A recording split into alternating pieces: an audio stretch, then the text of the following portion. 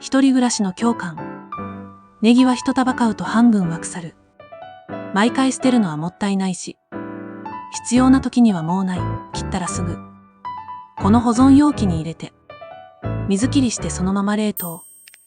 使いたい時に取り出して、すぐ料理に使える。水切り密閉積み重ね保存まで完璧。ネギ、生姜、ニンニク、唐辛子も OK。一人暮らしの冷蔵庫整理の最強アイテム。一度買えばずっと使える。リンクはコメント欄に。